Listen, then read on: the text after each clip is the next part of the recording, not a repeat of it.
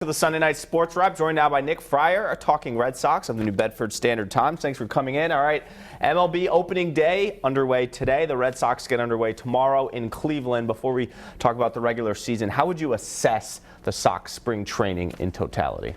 I think it was okay. I don't think it was good. I don't think it was too bad, though, either.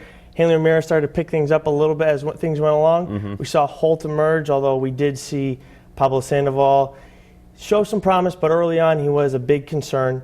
And then, of course, Rusney Castillo has been nothing but disappointment. Were you surprised when we spoke last week? I think you thought that, like many, that Sandoval was going to get the job at third. Were you surprised that Shaw got it? I was in a way, yeah, because of how much money he makes. Sure. I think ability-wise, he still could have the job, but I think he's just created such a circus around him that it's not going to help the Red Sox in any way. And Shaw's worked his tail off. Sure. He deserves the spot in terms of his production last year and how hard he's worked. So, yes and no, I am surprised about how it happened. Now, we know the lineup for tomorrow. It's been set now for 4 or 5 days. Do you think the lineup we see tomorrow in Cleveland will be consistent a week, 2 weeks, a month from now? Or you think based on production there's going to be some changes? I think there will be changes based on production. I think Sandoval will get some chances here and there to start. I think we'll see Chris Young mix his way into the lineup once in a while. Holt's still going to move around, I think. You'll see some guys get days off, Hanley, Pedroia, whoever, and that way Young will work his way in, Sandoval will work his way in, and then Shaw might move to first once in a while. Holt will play the infield wherever he's needed to. This time last year, the Red Sox didn't have an ace. They were trying to spin it that Clay Buchholz was an ace or maybe an ace by committee. This year, they have a bona fide #1 with David Price. What are you expecting to see out of him tomorrow and over the course of the season? I'm expecting David Price to come out and take no prisoners.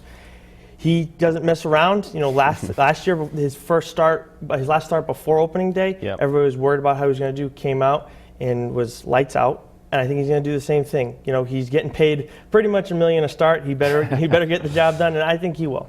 All right, give me your team MVP for the Red Sox this year. That is a tough question. I think that Bogaerts is your MVP. Although Brock Holt is extremely valuable because of his ability to play everywhere on the field. I think having a shortstop who can hit and, of course, play defense is huge in this game now. We haven't seen a consistent shortstop for the Red Sox over the past few years since Nomar left. And now we have Bogaerts a couple years in a row. He's healthy, he hits well, and he's right in the middle of the order. Yeah, and I think people expecting some more pop out of his power numbers this year. All right, give me a guy maybe under the radar that you think needs to have a big year or will have a big year that many aren't talking about right now.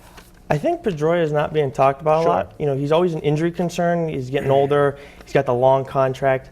But I think we're going to see him bounce back. There's not going to be as much pressure on him now with Bogaerts, Betts, and maybe even Bradley having another big year too.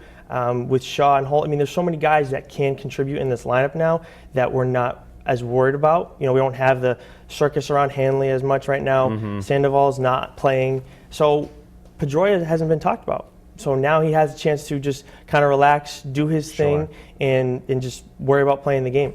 All right, probably for the 3rd or 4th year in a row now, I don't think anyone has a legitimate, real expectation of what's going to happen to this team. They win the World Series. They finished last 2 years in a row. What do you think happens this year in terms of a win total? I think they're like a wild card 2 type team, like somewhere between 85 and 88 games. The big thing for them is getting Eduardo Rodriguez back. The sooner he gets back, the better position they're in. He's their #2, no matter what Farrell says. Eduardo Rodriguez has the best abilities on the team right now, and if he stays healthy, he's much more valuable for the team than Buchholz and Kelly are right now. And extend that rotation. All right, give me your World Series pick if you figured that out yet, out of the AL and NL. Who's playing deep in October?